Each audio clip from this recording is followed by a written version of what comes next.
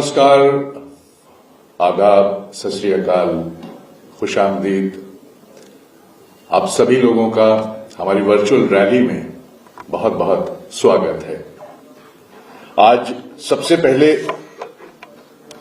नमन करते हैं और श्रद्धांजलि देते हैं स्वर्गीय जनेश्वर मिश्रा जी को, क्योंकि आज उनकी पुण्यतिथि है। छोटे लोहिया के नाम से जाने जाते हैं। आज सबसे पहले शुरुआत उनको नमन करने के साथ, उनको श्रद्धांजलि देने के साथ। डिजिटल मीडिया, जैसा कि आप जानते हैं, वर्चुअल मीडिया, वर्चुअल रैली, चुनाव आयोग ने जो कहा है कि वर्चुअल रैली हम लोग कर सकते हैं, तो उसी कड़ी में हम लोगों की ये रैलियां हो रही हैं। वक्तागण आते हैं, आपके बीच होते हैं, ऑनलाइन लोग उन्हें सुनते हैं और आप हमें सुनते हैं पार्टी के ऑफिशियल पेज पे, पार्टी के फेसबुक पेज पे, यूट्यूब पे, बाइसिकल टीवी पे। लगातार आप लोग हमें सुनते हैं और सुन रहे हैं। वक्तागण आते हैं, सुबह भी आते हैं, शाम को भी आते हैं और आप लगातार नोटिफिकेशन के जरिए आपको पता लगता है कि ऑनलाइन हमारी रैली शुरू हो रही है, तो आप हमसे जुड़ जाते हैं। तो इसी कड़ी में गाइडलाइंस फॉलो करते हुए हम लोग यहां पर मौजूद हैं और आज एक और अहम शख्सियत से आपका तारुफ कराएंगे। आपके रूबरू होंगे, आपके करीब होंगे, आपसे मुखातिब होंगे और अपने विचार आप तक पहुंचाएंगे। लाखों करोड़ों लोग जो देख रहे हैं इस वक्त, उन तक अपने विचार और समाजवादी पार्टी की विचारधारा पहुंचाएंगे। 22 में कैसे सरकार बननी है और कैसे सहयोग आपका मिलेगा और जनता कैसे सहयोग कर रही है, इस पर वो आपसे बात करेंगे। सबसे पहले हम शुरुआत इससे करते हैं कि हम लोगों को इस सरकार में, जो सरकार अभी चल रही है, क्या क्या कहा गया, क्या क्या चीजें हम लोगों ने सुनी है। समाजवादी पार्टी के कार्यकर्ताओं ने, हम सब ने, हमने, आपने, जितने लोग मौजूद हैं। गुंडागर्दी ये कहा गया, नमाजवादी कहा गया, आतंकी कहा गया, लुटेरे कहा गया, माफिया कहा गया। हर चीज में हम लोगों के ऊपर इल्जाम और हम लोगों पे उंगली उठाई गई। गालिब का एक शेर याद आता है मुझे इस मौके पे, और वो खास तौर से शायद गालिब ने इन्हीं लोगों के लिए कहा होगा, ये डबल इंजन और जो उत्तर प्रदेश की सरकार है, कि हर एक बात पे कहते हो तुम कि तू क्या है। हर एक बात पे कहते हो तुम कि तू क्या है, तुम ही कहो ये अंदाज गुफ्तगू क्या है। तुम ही कहो ये अंदाज गुफ्तगू क्या है। देखिए, बहुत समाजवादी पार्टी ने, हम विपक्ष में आपकी आवाज लगातार उठाते रहे हैं और लगातार उठा रहे हैं। हम चाहते हैं कि प्रदेश खुशहाल हो और हमने इतनी बातें सुनी, हम सब ने इतनी बातें सुनी और इतने जो टिप्पणियां हम लोगों पे की गई वो हम लोगों ने सुनी, लेकिन जनता सब देख रही है। और ये जो अब 2 लाइन हम कहेंगे, हमें पूरा यकीन है कि जितने लोग यहां बैठे हैं, आपको ये बात जरूर पसंद आएगी और तालियों की गड़गड़ाहट से गूंज उठेगा। जहां भी लोग बैठे हैं वो उसको सुनेंगे कि हमने आपके लिए इतनी बातें सुनी, जनता के लिए सुनी, क्योंकि हम जनता के लिए हैं, जनता के साथ हैं, जनता के साथ हैं हमेशा। क्या क्या न सहे हमने सितम आपकी खातिर, क्या क्या न सहे हमने सितम आपकी खातिर। और दूसरी लाइन में देखिए, सारी बात आ जाएगी। क्या क्या न सहे हमने सितम आपकी खातिर, अब जनता दबाएगी बटन आपकी खातिर। क्योंकि हम जनता के साथ हैं, इसलिए जनता हमारे लिए अब खड़ी हुई है और वो बदलाव चाहती है।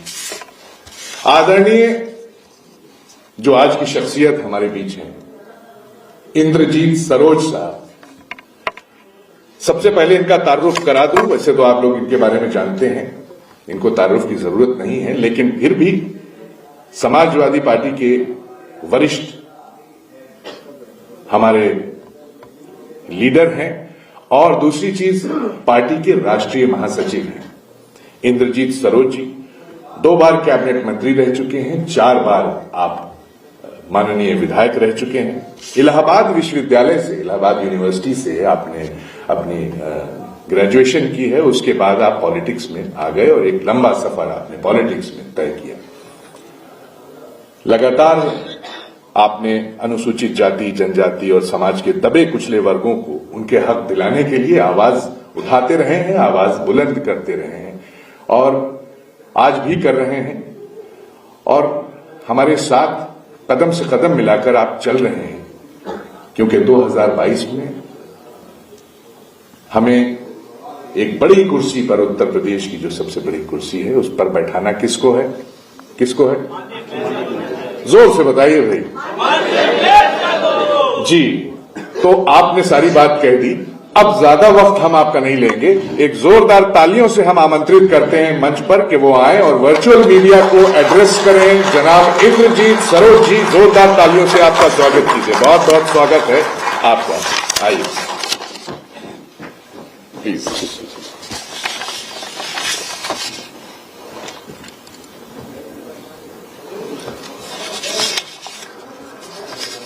बहुत बहुत धन्यवाद संचालक महोदय।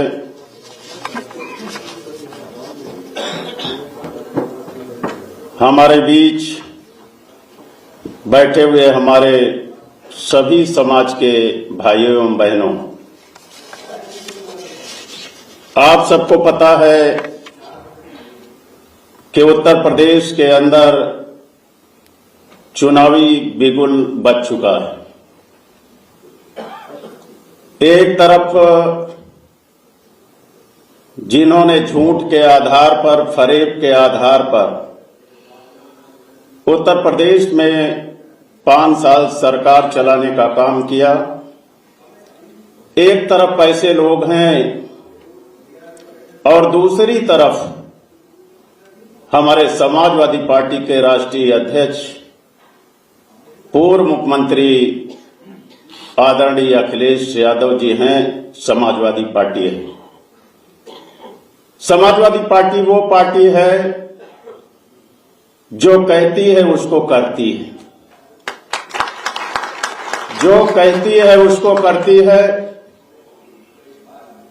मैं भी विपक्ष में बैठा था 2012 से 17 तक, और जिस तरह एक नौजवान के हाथ में आदरणीय नेताजी ने उत्तर प्रदेश की बागडोर को सौंपने का काम किया, शुरू में मुझे भरोसा नहीं हो रहा था कि विदेश से पढ़कर आने वाला एक नौजवान जो कभी विधानसभा का सदस्य नहीं था, कैसे उत्तर प्रदेश को चलाएंगे, कैसे उत्तर प्रदेश को विकास के रास्ते पर ले जाएंगे। मैं भी विपक्ष की अगली कुर्सी में बैठकर उनको देखता था, लेकिन जैसे जैसे समय बीता मैंने पाया कि नेताजी ने कोई गलती नहीं की आदरणीय अखिलेश यादव जी को मुख्यमंत्री की कुर्सी देकर के। साथियों, आदरणीय अखिलेश यादव जी के विषय में जितना कहा जाए उतना कम है। कम समय में जितना पूरी दुनिया में उन्होंने सोचा, समझा, देखा, अनुभव किया, उसको उत्तर प्रदेश के अंदर लागू करने का फैसला किया।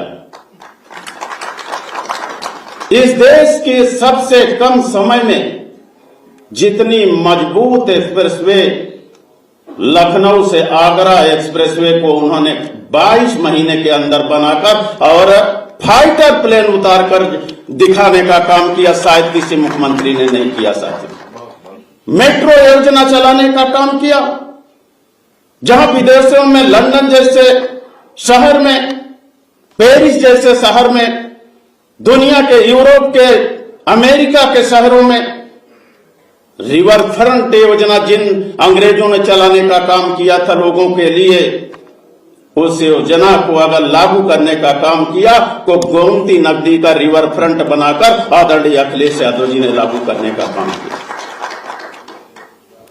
उत्तर प्रदेश में सारी सुविधाएं हो जाएं, मेडिकल कॉलेज का निर्माण हो, मेट्रो चलाने का काम हो, लोक भवन का निर्माण हो, इंटरनेशनल स्टेडियम बनाने का काम हो, शान अवध को बनाने का काम हो, पुलिस मुख्यालय को बनाने का काम हो, ये आप सब लोगों ने देखा है।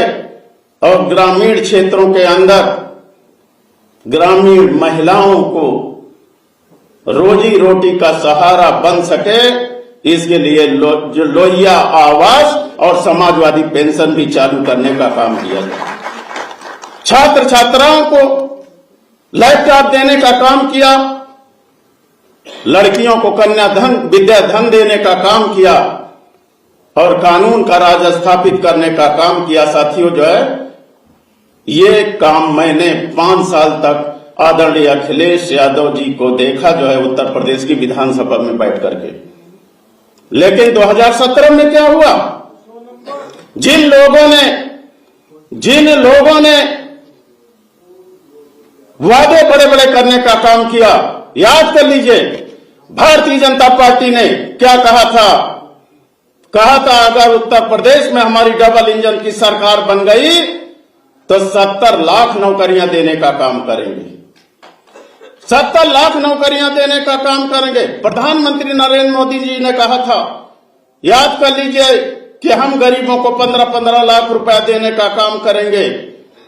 हम हवाई चप्पल वाले को हवाई जहाज से चलाने का काम करेंगे और उत्तर प्रदेश को विकास के रास्ते पर ले जाने का काम करेंगे। साथियों, लेकिन सब आपके सामने उनका घोषणा पत्र झूठा साबित हुआ। क्या 15 लाख उत्तर प्रदेश में किसी को मिला? नहीं मिला 15 लाख रुपए।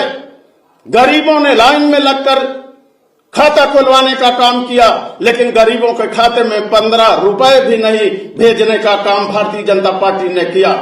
भारतीय जनता पार्टी ने भी कहा था कि हम 100 दिन के अंदर महंगाई कम कर देंगे। आज डीजल के दाम, पेट्रोल के दाम, रसोई गैस के दाम, यूरिया के दाम, डीएपी के दाम, यहां तक रोज काम आने वाला हमारे रसोई में सरसों तेल जो है वो आसमान छू रहे हैं। जो है महंगाई आसमान पर है, महंगाई घटी नहीं है, महंगाई कई गुना बढ़ाने का काम किया जाए। तो जो भाजपा कहती है ठीक उसका उल्टा करती है। अब मैं कहना चाहूंगा कि कांग्रेस भाजपा एक ही सिक्के के 2 पहलू हैं, ये सगी बहनें हैं, इन पर कभी भरोसा न कहना। ये गरीबों को गरीब बनाना चाहती, अमीरों को अमीर बनाना चाहती। हवाई चप्पल से चलने वाले व्यक्ति को हवाई जहाज से चलाने का सपना दिखाने वाले नरेंद्र मोदी का हाल आपने देखा है। अभी कोरोना काल आया था, कोरोना में लॉकडाउन किया गया और कहा गया कि 21 दिन में कोरोना को हराना है। कोरोना हारा नहीं, हमारा गरीब जिंदगी की जंग हार गया। हवाई चप्पल से चलाने का सपना दिखाने वालों ने गरीबों को चलने के लिए मोटर गाड़ियां उपलब्ध कराने का काम नहीं किया। और भारत के इतिहास में आज तक कभी भी गरीब 1500 किलोमीटर पैदल चलकर अपने घर में पहुंचने का काम नहीं किया जाए। ऐसा मोदी जी और योगी जी के राज में हुआ।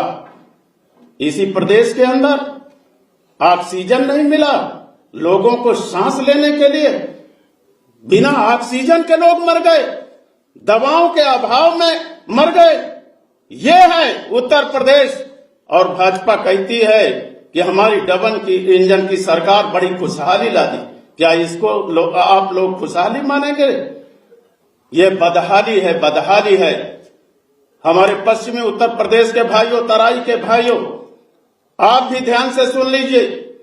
5 साल के अंदर भारतीय जनता पार्टी ने कभी भी गन्ने का मूल्य बढ़ाने का काम नहीं किया और जब जाने का रास्ता उनका तय हो गया तब दाम बढ़ाने का काम किया। यही भारतीय जनता पार्टी ने कहा था कि अगर भारतीय जनता पार्टी की सरकार बनी तो 15 दिन के अंदर गन्ना किसानों का मूल्य का भुगतान हम करा देंगे। लेकिन दुख की बात है कि आज तक हमारे गरीब गन्ना किसानों का भुगतान भारतीय जनता पार्टी नहीं करा पाई है। इसके कथनी करने में बहुत भारी अंतर है। इन्होंने कहा था कि हम किसानों की आय दोगुनी कर देंगे, क्या दोगुनी आय हुई? किसानों को लागत का मूल नहीं मिल रहा है। डीएपी महंगी है, यूरिया महंगी है, सिंचाई महंगी है, बिजली प्रति यूनिट महंगी करने का इन्होंने काम किया। किसान का जब गेहूं पैदा होता है, जब धान पैदा होता है, जो सरकारी मूल्य घोषित होता है, उसको भी भारतीय जनता पार्टी ने दिलाने का काम नहीं किया। और मैं दावे के साथ कहता हूं, उत्तर प्रदेश के आज भी किसान अपने धानों को लिए क्रय केंद्रों पर पड़े हैं। उनका धान सरकार खरीदने को तैयार नहीं है।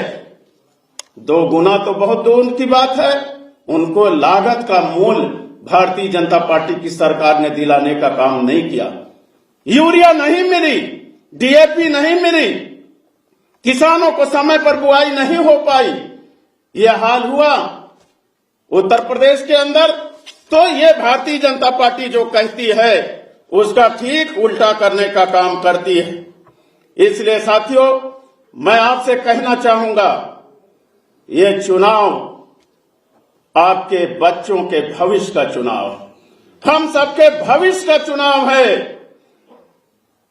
जिन लोगों ने किसानों को बदहाल किया, किसानों की हत्याएं कराने का काम किया, यही लखीमपुर में केंद्रीय गृह राज्य मंत्री के बेटे ने किसानों के ऊपर गाड़ी चलाकर उनकी हत्या करने का काम किया। और आज तक भारतीय जनता पार्टी ने अपने गृह राज्य मंत्री को बर्खास्त करने का काम नहीं किया। तो ऐसी भारतीय जनता पार्टी के विदाई का समय आ गया है। याद रखिए, अगर आपको सरकारी नौकरियों में जाना है, अपने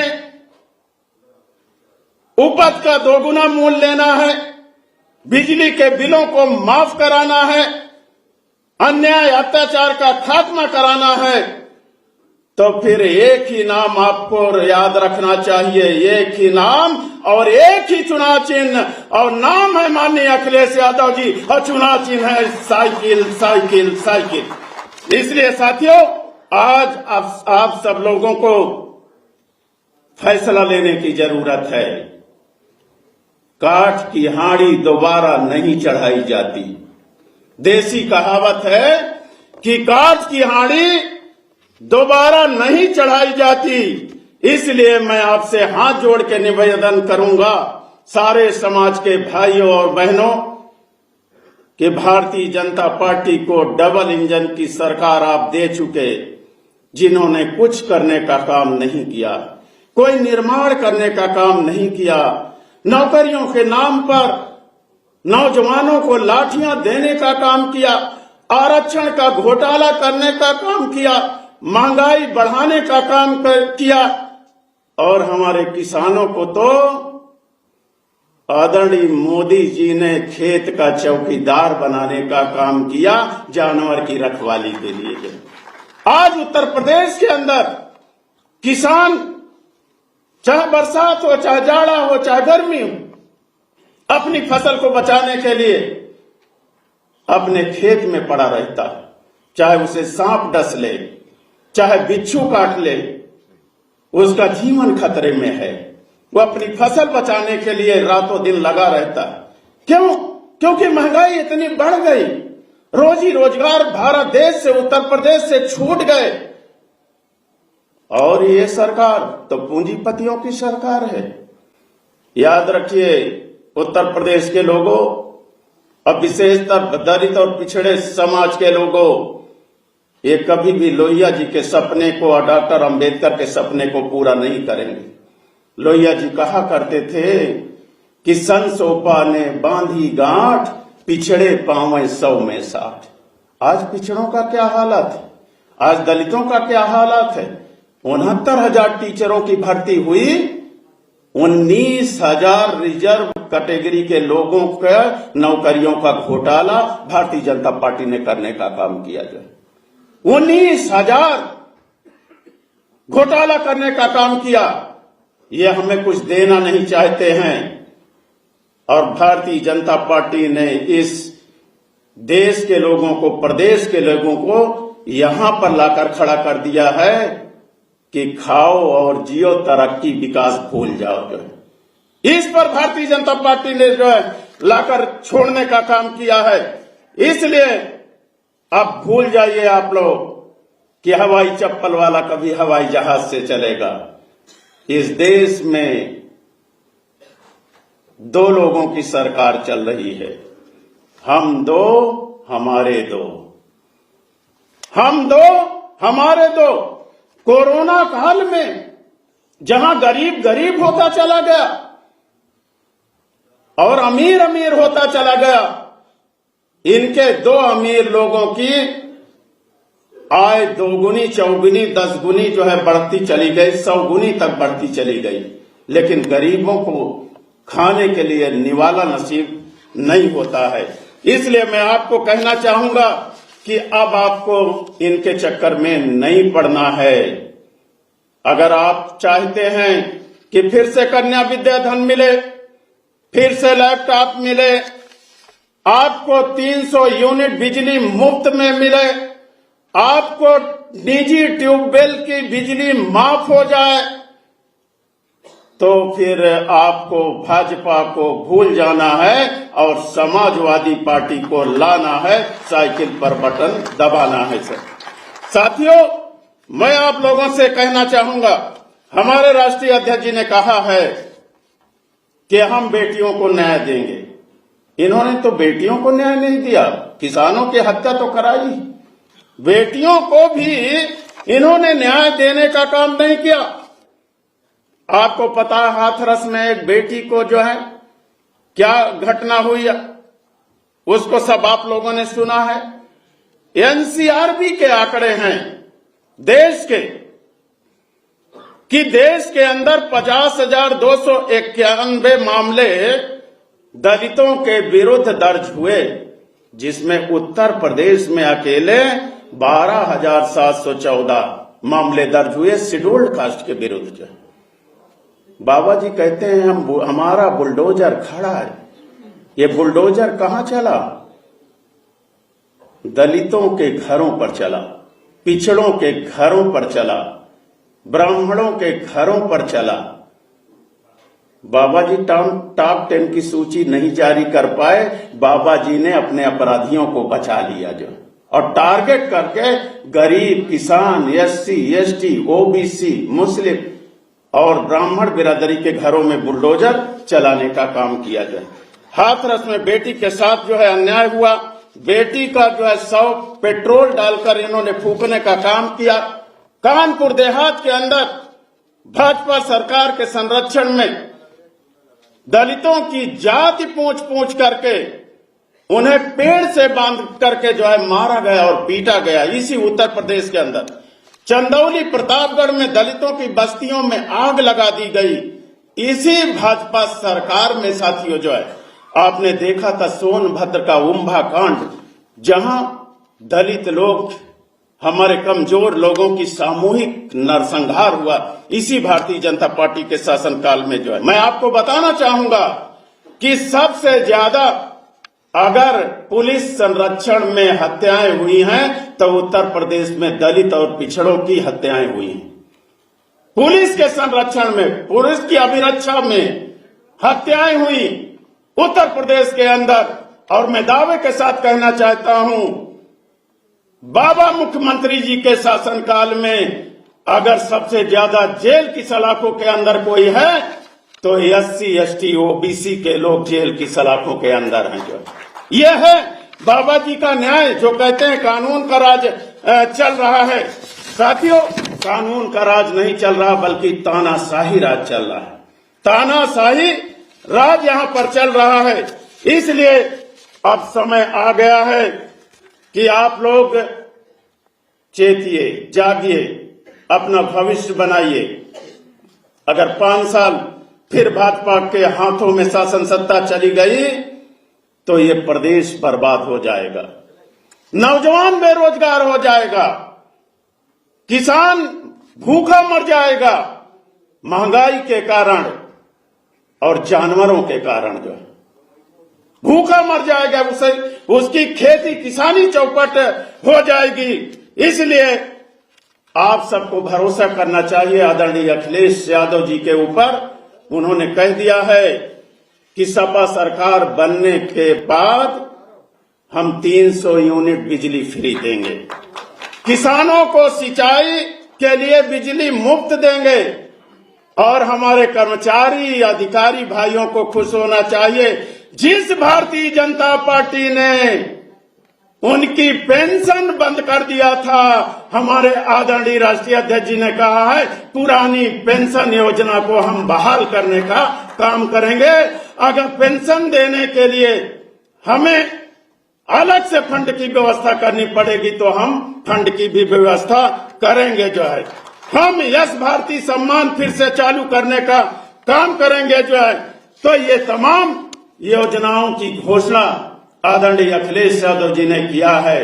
मुझे याद है कभी डॉक्टर भीमराव अंबेडकर जी, कभी डॉक्टर राम मनोहर लोहिया जी एक होकर दलितों पिछड़ों की आवाज बुलंद करना चाहते थे, लेकिन दुर्भाग्य रहा कि डॉक्टर अंबेडकर और लोहिया जी का मिलन नहीं हो सका।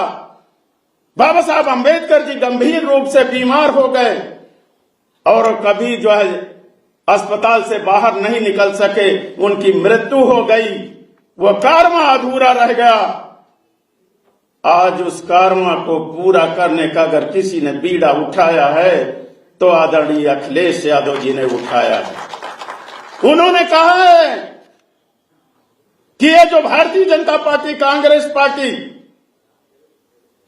इस देश और प्रदेश के अंदर जातीय जनगणना नहीं करा रही है, और जातीय जनगणना इसलिए नहीं करा रही है क्योंकि हमारी आपकी आबादी ज्यादा है, हम आप अपना हिस्सा मांगने लगेंगे, इसीलिए जातीय जनगणना कराने का काम नहीं कर रही है। मैं धन्यवाद देना चाहूंगा, आभार प्रकट करना चाहूंगा अपने राष्ट्रीय अध्यक्ष आदरणीय अखिलेश यादव जी का कि उन्होंने एक घोषणा किया है कि सरकार बनने के 3 महीने के अंदर जातीय जनगणना कराई जाएगी। और जो बाबा साहब का नारा था कि जिसकी जितनी संख्या भारी उसकी उतनी हिस्सेदारी तय करने का काम किया जाएगा। तो अब आपको भरोसा रखना होगा। अगर आप चाहते हैं कि हमारा हक मिले, हिस्सा मिले, आबादी के अनुपात में मिले, सहूलियत मिले, नौकरियां मिले, हमें जो है एमएसपी की जो है गारंटी मिले, हमें उपज का मूल्य मिले, हमें हमारे लोगों को संरक्षण मिले, अन्याय अत्याचार का खात्मा हो सके, बेटियों का सम्मान हो सके, तो आने वाली मतदान की तारीख के दिन आपको कोई चुनाव चिन्ह नहीं दिखना चाहिए, केवल साइकिल दिखनी चाहिए, साइकिल दिखनी चाहिए और साइकिल की बटन दबाकर पुनः अपने यशस्वी पूर्व मुख्यमंत्री आदरणीय अखिलेश यादव जी का 2022 का मुख्यमंत्री बनाना चाहिए। और मैं अंत में दलित भाइयों से कहना चाहूंगा कि दलित भाइयों भूल जाओ, अब कोई पार्टी इस देश में नहीं रह गई जो आपको सुरक्षा दे सके, सम्मान दे सके, हिस्सेदारी दे सके, भागीदारी दे सके। वो केवल अगर दे सकती है तो समाजवादी पार्टी, क्योंकि समाजवादी पार्टी के राष्ट्रीय अध्यक्ष आदरणीय अखिलेश यादव जी ने कहा है कि मेरी समाजवादी साइकिल का एक पहिया अगर लोहिया जी के विचारों का होगा तो दूसरा पहिया डॉक्टर अंबेडकर के विचारों का होगा। इसलिए मैं कहना चाहूंगा कि आपको अब नारा लगाना चाहिए, दलित पिछड़ों का इंकलाब होगा और 22 में बदलाव होगा। नई हवा है, नई सपा है, युवाओं का साथ, बुजुर्गों का हाथ, ये समाजवादी पार्टी के साथ हमें आपको चलना है।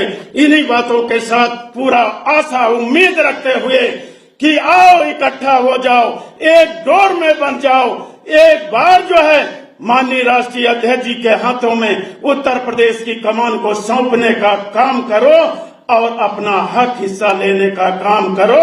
इसी बातों के साथ मैं अपनी बात को समाप्त करता हूं। जय भीम, जय लोहिया।